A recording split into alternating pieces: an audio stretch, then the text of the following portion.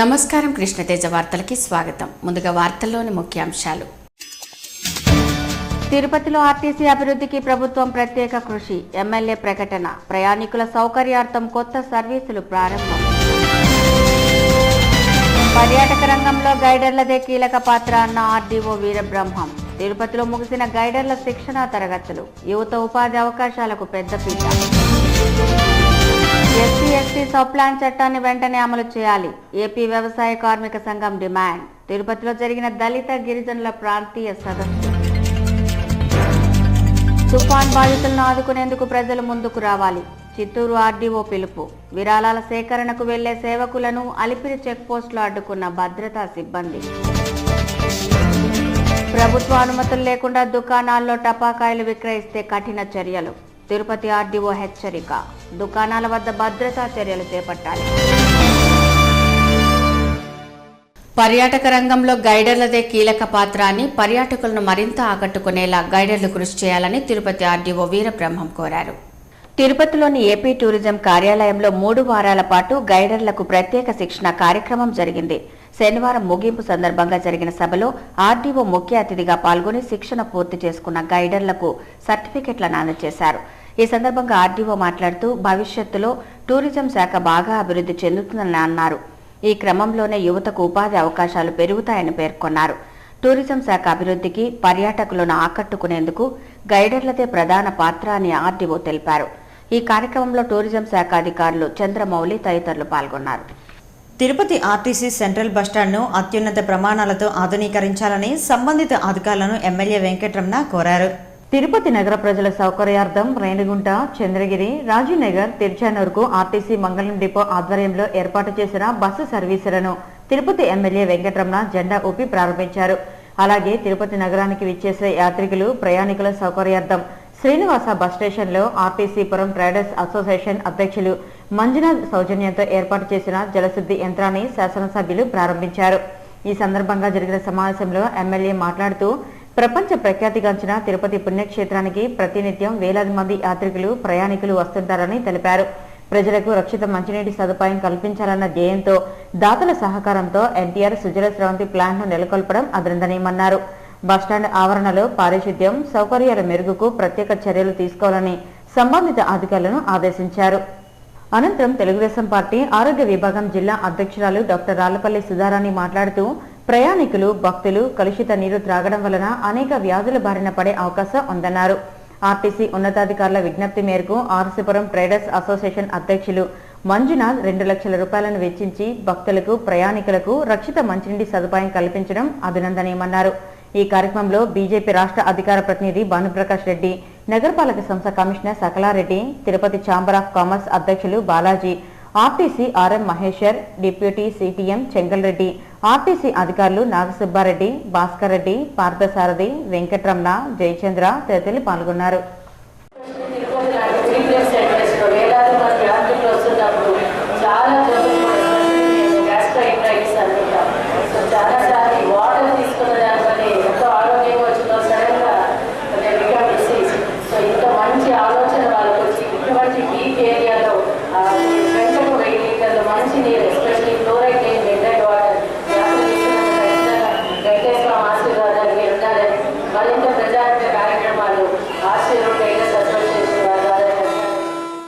మాజీ MP DK Aadikeshava Naidu కాంస్య విగ్రహాన్ని ఏర్పాటు చేయాలని డిమాండ్ చేస్తూ మురకంబట్టు బైపాస్ రోడ్డుపై టీడీపీ నాయకులు, కార్పొరేటర్లు దీక్ష చేశారు. మాజీ పార్లమెంటు సభ్యులు డీకే ఆదికేశవ నాయుడు కాంస్య విగ్రహాన్ని చిత్తూరులో ఏర్పాటు చేయాలని వారు డిమాండ్ చేశారు. విగ్రహ ఏర్పాటును కోరుతూ మురకంబట్టు బైపాస్ రోడ్లో ఒకరోజు నిరసన దీక్షను చేపట్టారు. ఎన్ని అడ్డంకులు వచ్చినా కాంస్య విగ్రహాన్ని ఏర్పాటు చేయాలని డిమాండ్ చేశారు. జిల్లా కలెక్టర్ స్పందించకుంటే తమ ఆందోళన కార్యక్రమాన్ని ఉధృతం చేస్తామని హెచ్చరించారు. ఈ నిరసన కార్యక్రమంలో శ్రీకాంత్, నవీన్, టీడీపీ నాయకులతో పాటు నగరంలోని కార్పొరేటర్లు తదితరులు పాల్గొన్నారు. హుదూద్ తుఫాను బాధితుల సహాయార్థం విరాళాల సేకరణకు తిరుమలకు వెళ్తున్న తిరుపతి రైల్వే సంక్షేమ సంఘం నాయకులను అలిపిరి చెక్పోస్ట్ భద్రతా సిబ్బంది అడ్డుకున్నారు. టీటీడీ నిబంధనల మేరకు తిరుమలలో ఎటువంటి విరాళాలు సేకరించకూడదని భద్రతా సిబ్బంది నాయకులకు సూచించారు. తుఫాన్ బాధితులకు సహాయం చేయడానికి వచ్చామని సిబ్బందికి నచ్చచెప్పే ప్రయత్నం చేశారు. అయితే టీటీడీ నిబంధనలు ధిక్కరించలేమని భద్రతా సిబ్బంది నాయకులకు చెప్పడంతో వారు వెన్నుతిరిగారు.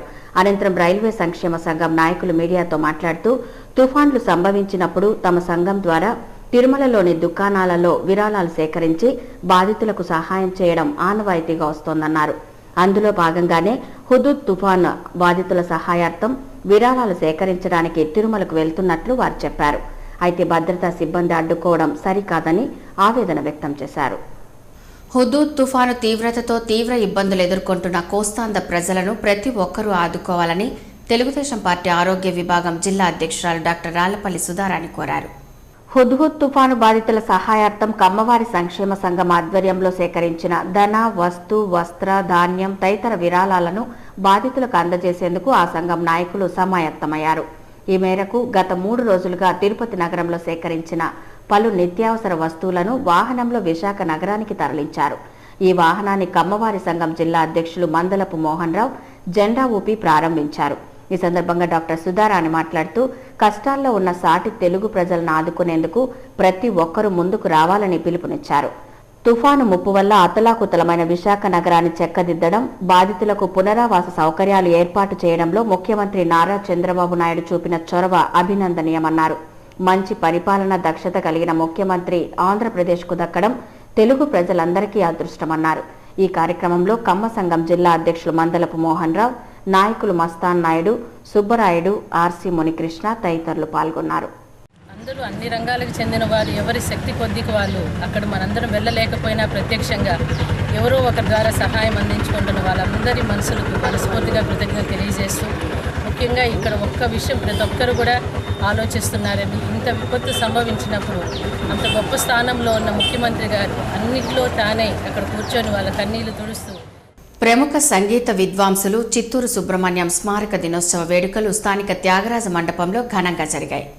సంగీత కళానిధి చిత్తూరు సుబ్రహ్మణ్యం సంగీత క్షేత్ర ట్రస్ట్ ఆధ్వర్యంలో సుబ్రహ్మణ్యం వర్ధంతి సందర్భంగా సాంస్కృతిక కార్యక్రమాలు జరిగాయి. ట్రస్ట్ నిర్వహించిన సాంప్రదాయ సంగీత కళాంజలి కార్యక్రమం ఆహుతులను ఆకట్టుకుంది. చిత్తూరు రేవతి, రత్నస్వామి, వాణి, ఏఆర్ లతలు ఆలపించిన అన్నమయ్య సంకీర్తనలు అలరించాయి. సంగీత కార్యక్రమానికి జయరాం వయోలిన్, సుధాకర్, సాయికృష్ణలు మృదంగ సహకారాన్ని అందించారు. అనంతరం ప్రముఖ సంగీత విద్వాంసులను ఘనంగా సత్కరించారు. ఈ కార్యక్రమంలో సుబ్రహ్మణ్యం సంగీత క్షేత్ర ట్రస్ట్ నాయకులు రేవతి, రత్నస్వామి, ఏఆర్ లత తదితరులు పాల్గొన్నారు.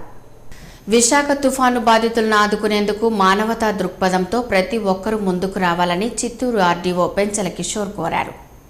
తుఫాను బాధితుల సహాయార్థం మాజీ ఎమ్మెల్యే వెంకటేశ్వర చౌదరి, విజయం కళాశాల అధినేత కేవీ మూర్తి సంయుక్తంగా సేకరించిన ఆహార పదార్థాలను 2 లారీలలో శనివారం విశాఖపట్నానికి పంపారు.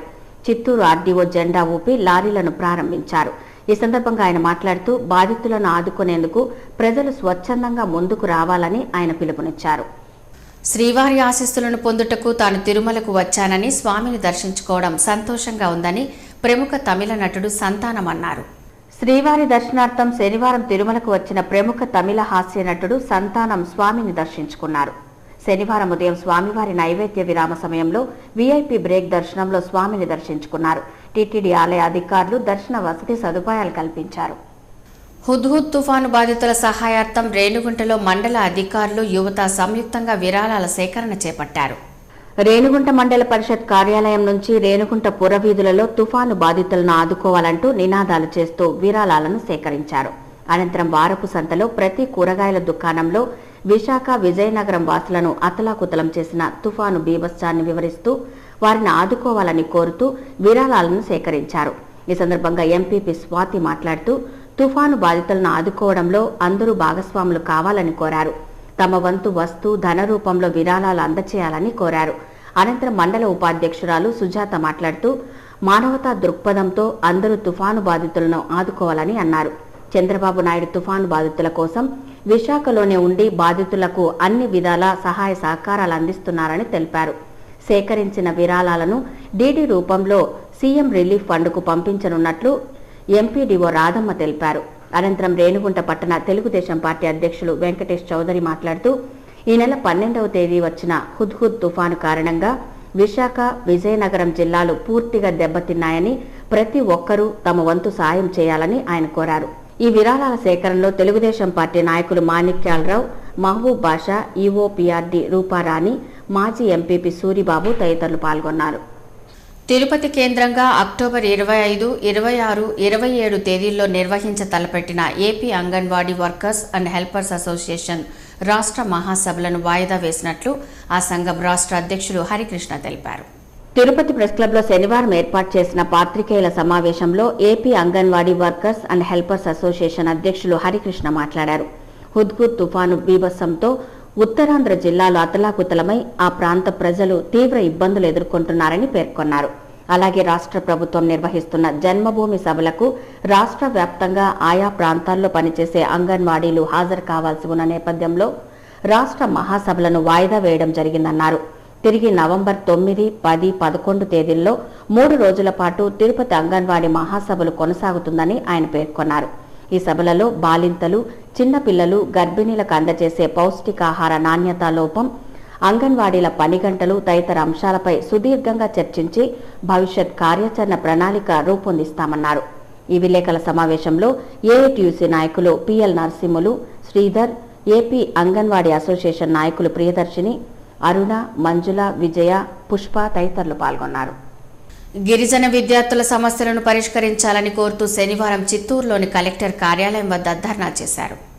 జిల్లాలోని ప్రభుత్వ వసతి గృహాల్లో ఉన్నటువంటి ఎస్టీ విద్యార్థులకు ఫీజు రియంబర్స్మెంట్, స్కాలర్షిప్లను అమలు చేయాలని డిమాండ్ చేశారు. ప్రభుత్వ అధికారులు స్కాలర్షిప్లు మంజూరు చేయడం పట్ల నిర్లక్ష్యం వహిస్తే తాము సహించేది లేదని గిరిజన విద్యార్థి సంఘ నాయకులు శంకర్ నాయక్ పేర్కొన్నారు. అనంతరం వినతి పత్రాన్ని అందజేశారు. ఆకాశవాణి సంగీత సమ్మేళన కార్యక్రమం మహతి కళాక్షేత్రంలో ఘనంగా జరిగింది. ఆకాశవాణి జనరల్ డైరెక్టర్ ఆదేశాల మేరకు దేశవ్యాప్తంగా 24 కేంద్రాలలో సంగీత సమ్మేళనం 2014 కార్యక్రమాలు నిర్వహించారు. ఇందులో భాగంగా ఆకాశవాణి తిరుపతి ప్రాంతీయ కేంద్రం ఆధ్వర్యంలో తిరుపతి మహతి కళాక్షేత్రంలో సంగీత సమ్మేళన కార్యక్రమం ఘనంగా జరిగింది. కళాకారులు, ప్రముఖులు పాల్గొని ఈ కార్యక్రమాన్ని రంజింపజేశారు. ఈ కార్యక్రమంలో ఆకాశవాణి తిరుపతి ప్రాంతీయ కేంద్రం అధికారులు సత్యనారాయణమూర్తి, సుధాకర్ మోహన్, నిరంజన్ రెడ్డి, నిర్మల పాల్గొన్నారు.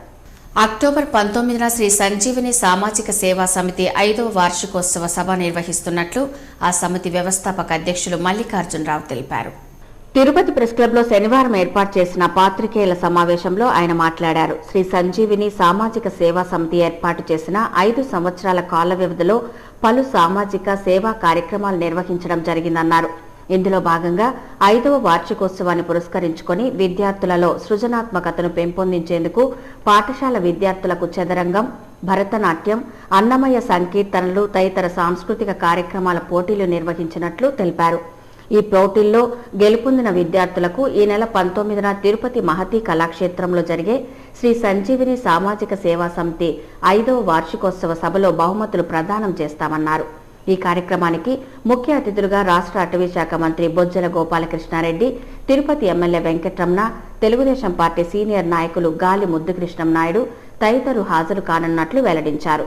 ఈ విలేకరుల సమావేశంలో శ్రీ సంజీవిని సామాజిక సేవా సమితి గౌరవ అధ్యక్షులు వేదవ్యాస రంగభట్టార్, ప్రధాన కార్యదర్శి సింధూజ, శ్రీనివాస్, సుమన్ తదితరులు పాల్గొన్నారు. సర్పంచుల సంఘం రేణిగుంట మండలాధ్యక్షులుగా కోలత్తూరు భాస్కర్ యాదవ్ ఎన్నికయ్యారు.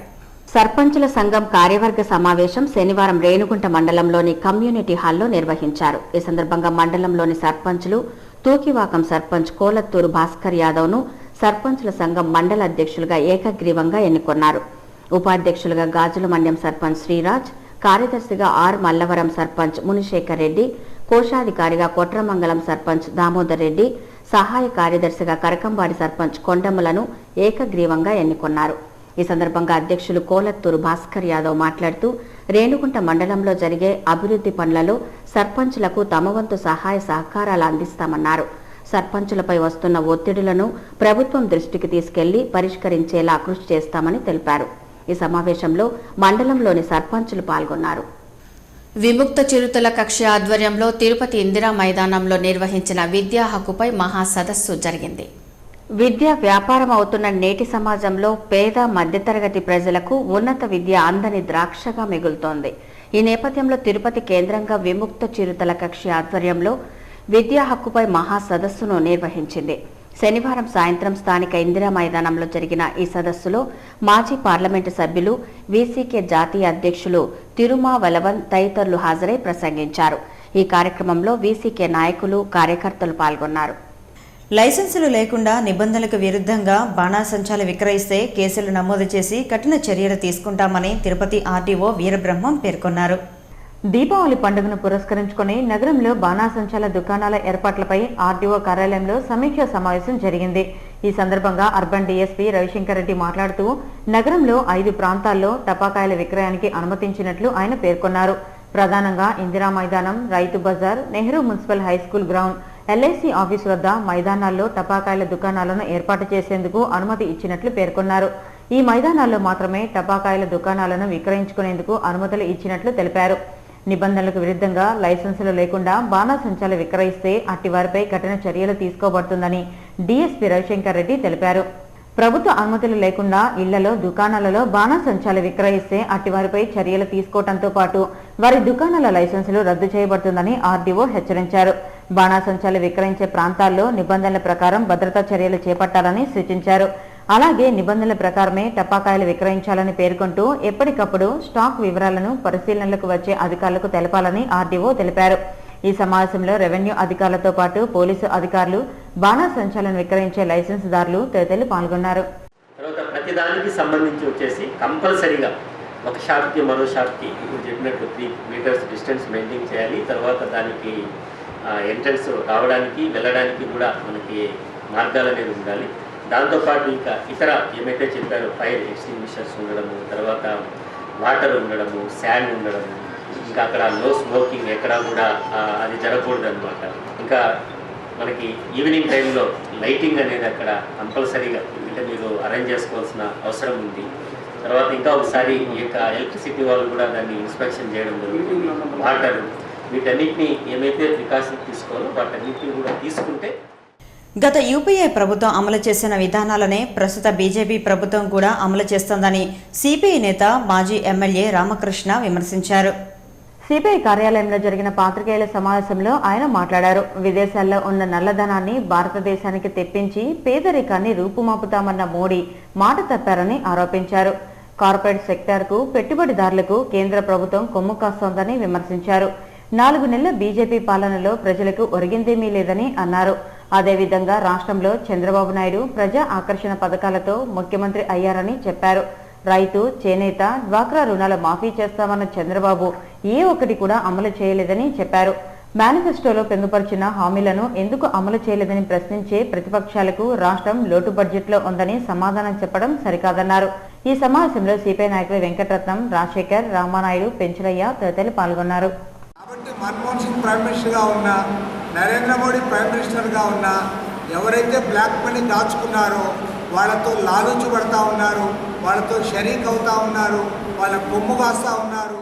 ఆన్లైన్ రిజిస్ట్రేషన్ విధానం వలన తమకు ఉపాధి కోల్పోతుందని పేర్కొంటూ ఆన్లైన్ విధానానికి వ్యతిరేకంగా దస్తావేజుల లేఖర్లు, వెండర్లు నిరసన దీక్ష చేపట్టారు.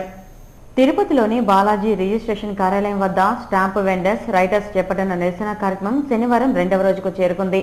ఈ సందర్భంగా వెండర్స్ అసోసియేషన్ నాయకులు శ్రీహరిబాబు మాట్లాడుతూ, మీ సేవ ద్వారా ఆన్లైన్ పద్ధతిలో రిజిస్ట్రేషన్ విధానాన్ని అమలు చేయాలన్న ప్రభుత్వ వైఖరి మంచిదే అయినా అక్కడ జరిగే పొరపాట్ల వల్ల ప్రజలు భారీగా నష్టపోతారని పేర్కొన్నారు. అలాగే ప్రభుత్వ విధానం వల్ల ఏళ్ల తరబడి రిజిస్ట్రేషన్ కార్యాలయాల వద్ద స్టాంపు వెండర్స్ గా, డాక్యుమెంట్ రైటర్స్ గా ఉన్న తాము ఉపాధి కోల్పోతామని, తమ బతుకులు రోడ్డున పడతాయని వారు పేర్కొన్నారు. ఈ విధానం పట్ల ప్రభుత్వం పునరాలోచించాలని కోరారు. ఈ నిరసన కార్యక్రమంలో document writers, stamp vendors association నాయకులు శ్రీహరిబాబు, రామ్మూర్తి, శ్రీనివాసులు, సుధాకర్ తదితరులు పాల్గొన్నారు. తిరుపతి ఆర్టీసీ సెంట్రల్ బస్టాండ్లో పనిచేసే పారిశుద్ధ్య కార్మికుల సమస్యలను పరిష్కరించాలని ఏఐటీసీ నగర కార్యదర్శి మురళి డిమాండ్ చేశారు. ఈ మేరకు తిరుపతి ఎమ్మెల్యే వెంకటరమణకు కార్మికులు వినతిపత్రం అందజేశారు. శనివారం తిరుపతి ఆర్టీసీ సెంట్రల్ బస్టాండ్లో ఏర్పాటు చేసిన జలశుద్ధి కేంద్రం, బస్సుల ప్రారంభోత్సవానికి విచ్చేసిన తిరుపతి శాసనసభ్యులు వెంకటరమణకు ఏఐటీసీ నగర కార్యదర్శి మురళి ఆధ్వర్యంలో పారిశుద్ధ్య కార్మికులు తమ సమస్యలను విన్నవించారు. కనీస వేతనం, ఇతర సౌకర్యాలు కల్పించడంలో ఆర్టీసీ ఉన్నతాధికారులు, సంబంధిత కాంట్రాక్టర్ నిర్లక్ష్యంగా వ్యవహరిస్తున్నారని ఎమ్మెల్యేకు వివరించారు. కార్మికుల వినతిపై స్పందించిన ఎమ్మెల్యే వెంకటరమణ ఆర్టీసీ ఉన్నతాధికారుల తీరుపై అసంతృప్తిని వ్యక్తం చేశారు. ఈ నెలాఖరులోగా అన్ని సమస్యలను పరిష్కరించి నవంబర్ 1 నుంచి కనీస వేతనాలు మంజూరు చేయాలని ఆదేశించారు. హుదూద్ తుఫాను బీభత్సానికి విలవెల్లాడిపోయిన ఉత్తరాంధ్ర జిల్లాల ప్రజలను ఆదుకునేందుకు భారతీయ జనతా పార్టీ వినూత్న పందాలో విరాళాల సేకరణకు శ్రీకారం చుట్టింది. Attarintiki Daredi cinema benefit show ప్రదర్శన ద్వారా వచ్చే మొత్తాన్ని తుఫాన్ బాధితులకు అందజేయనున్నట్లు ఆ పార్టీ నాయకులు తెలిపారు. తిరుపతి ప్రెస్ క్లబ్లో శనివారం ఏర్పాటు చేసిన పాత్రికేయుల సమావేశంలో భారతీయ జనతా పార్టీ జిల్లా ప్రధాన కార్యదర్శి సామంచి శ్రీనివాసులు, నగర అధ్యక్షులు అజయ్ కుమార్లు మాట్లాడారు. తుఫాన్ బాధితులకు విరాళాలు సేకరించాలని రాష్ట్ర పార్టీ ఆదేశాల మేరకు తిరుపతి నగరంలో బీజేపీ శ్రేణులు విరాళాల సేకరణ కార్యక్రమాలు చేపడుతున్నట్లు తెలిపారు. ఇందులో భాగంగా ఈ నెల 26న తిరుపతిలోని వేల్రామ్ జైశం సినిమా థియేటర్లలో పవన్ కళ్యాణ్ నటించిన అత్తారింటికి దారేది అనే చిత్రాన్ని బెనిఫిట్ షోగా ప్రదర్శిస్తామన్నారు. తద్వారా వచ్చే మొత్తాన్ని తుఫాను బాధితుల సహాయార్థం అందజేస్తామన్నారు. ఈ మేరకు వాల్ పోస్టర్లను బీజేపీ నాయకులు ఆవిష్కరించారు. ఈ విలేకరుల సమావేశంలో ఆ పార్టీ నాయకులు ఎంఆర్ రాజా, వరప్రసాద్, శ్రీనివాస్ యాదవ్, జాషువా, మురుగేష్ తదితరులు పాల్గొన్నారు. అత్తారింటికి దారేది అనేటువంటి సినిమా ద్వారా మన తోటి వారికి సహాయపడే మార్గం ఏది అంటే ఈ జైసాం వేలరామ్ థియేటర్లో ప్రదర్శించబడేటువంటి సినిమా టికెట్లను ఒక్కొక్క టికెట్ 100 రూపాయల చొప్పున విక్రయించడానికి భారతీయ జనతా పార్టీ తిరుపతి కమిటీ నిర్ణయించడం జరిగింది. ఎస్సీ ఎస్టీ సప్లాన్ చట్టాన్ని సక్రమంగా అమలు చేయకుంటే ఆందోళన కార్యక్రమాలు చేపడతామని ఆంధ్రప్రదేశ్ వ్యవసాయ కార్మిక సంఘం రాష్ట్ర ఉపాధ్యక్షులు వెంకటరత్నం పేర్కొన్నారు. ఎస్సీ ఎస్టీ సప్లాన్ చట్టం అమలుకు వ్యవసాయ కార్మిక, దళిత, గిరిజన కార్యకర్తల ప్రాంతీయ సదస్సు శనివారం గంధమనేని శివయ్య భవన్లో జరిగింది. ఈ కార్యక్రమానికి ముఖ్య అతిథిగా హాజరైన వెంకటరత్నం మాట్లాడుతూ ఎస్సీ ఎస్టీ ఉప ప్రణాళిక చట్టాన్ని కేంద్ర ప్రభుత్వం 1975లో ప్రవేశపెట్టడం జరిగిందన్నారు. అయితే అనేక దశాబ్దాలుగా ఎస్సీ ఎస్టీ నిధులను పాలక వర్గాలు ఇతర కార్యక్రమాలకు మళ్లించడం దారుణమన్నారు. దళిత సంక్షేమానికి వినియోగించాల్సిన నిధులను దారి మళ్లించడం ఎంతవరకు సమంజసమని ప్రశ్నించారు. దళిత ఉద్యమాల ఫలితంగా 2012లో ఆంధ్రప్రదేశ్ ఎస్సీ ఎస్టీ సప్లాన్ చట్టాన్ని అప్పటి ముఖ్యమంత్రి కిరణ్ కుమార్ రెడ్డి తీసుకొచ్చారన్నారు. ఈ చట్టం పూర్తి స్థాయిగా అమలు కావాలంటే దళితులు మరోమారు ఉద్యమించాల్సిన తరుణం ఆసన్నమైందని కార్యకర్తలకు పిలుపునిచ్చారు. ఈ కార్యక్రమంలో రాజశేఖర్, రామకృష్ణ, నెల్సన్ తదితరులు పాల్గొన్నారు.